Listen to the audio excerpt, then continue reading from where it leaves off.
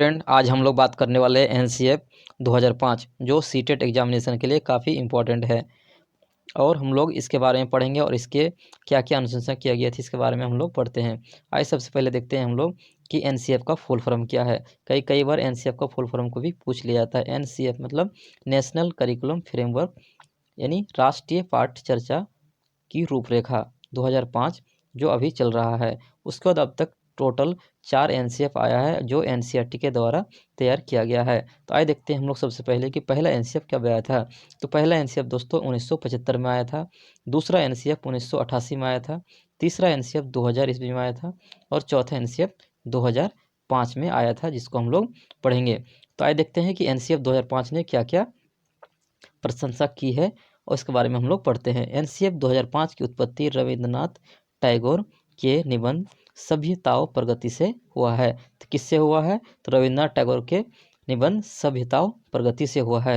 NCF 2005 में रूपरेखा के तहत सभी भाषा में 8वीं अनुसूची किया गया अनुवाद है। जो सभी भाषा है उसमें किया गया है। और 8वीं अनुसूची भारतीय संविधान में भाषा से रिलेटेड है। इसका हम लोग इसके उद्देश्य को पढ़ेंगे। उद्देश्य क्या है? पहला उद्देश्य क्या है? बच्चों का सर्वांगीण विकास करना, उन्हें स्कूली शिक्षा से जोड़ना। मतलब सर्वांगीण मिशन मतलब होलिस्टिक डेवलपमेंट, ओवरऑल डेवलपमेंट करना। उसके बाद एनसीएफ 2005 बालकों के मूल्यांकन इवैल्यूएशन के सतत एवं व्यापक मूल्यांकन पर बल देती है। मतलब नवीन सोच, तर्क क्षमता, चिंतन आदि विकसित करना, इस पे बल देती है। उसके बाद हम लोग देखते हैं एनसीएफ 2005 के मार्गदर्शक सिद्धांत क्या क्या है। एनसीएफ 2005 के मार्गदर्शन सिद्धांत क्या क्या है इसको हम लोग देखते हैं। पहला सिद्धांत क्या है?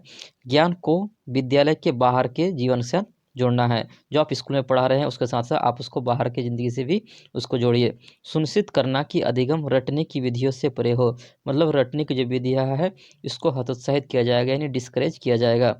उसके बाद हम लोग अगला पॉइंट पढ़ते हैं, पाठ्य चर्चा को समृद्ध बनाना ताकि यह पाठ्य पुस्तकों पर केंद्रित ना होकर बच्चों को सर्वांगीण विकास कर सके। मतलब आप इसको बुकिस्ट नॉलेज ना दें, आप इसको बुकिस्ट पर डिपेंड ना करें, इसको सर्वांगीण विकास पर जो होलिस्टिक डेवलपमेंट पर ध्यान देने की बात कही गई है।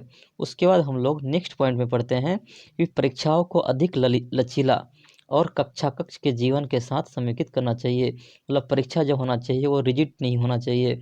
उसके बाद देश की लोकतांत्रिक नीति के अंदर सरोकारों का ध्यान रखते हुए निर्णायक पहचान को पोषण देना। मतलब क्लास के अंदर उसको छूट देनी चाहिए, उसको इंडिपेंडेंट रहना चाहिए, उसको बांध के नहीं रखना चाहिए। उसके बाद हम लोग पढ़ेंगे यही जो इंग्लिश में लिखा हुआ है, आप इसको देख सकते हैं। नो रोट लर्निंग मतलब रटने को हतोत्साहित किया जाता है। Connecting knowledge with outside life मतलब स्कूल के जीवन को बाहर के जीवन के साथ जोड़ना। Examination should be more flexible exam को जो है लचीला बनाना। Curriculum go beyond text book nurturing and overriding identity. इसके बाद हम लोग देखते हैं इसके जो 5 सिद्धांत है, आप लोग इसको पढ़ा, अब इसको फिर से देख लेते हैं क्या क्या 5 सिद्धांत है। तो देखते हैं 5 सिद्धांत क्या है। ज्ञान को बाहर जीवन से जोड़ना, रटने की प्रणाली को खत्म करना, हतोत्साहित करना, डिस्करेज करना। और इसका ऑप्शन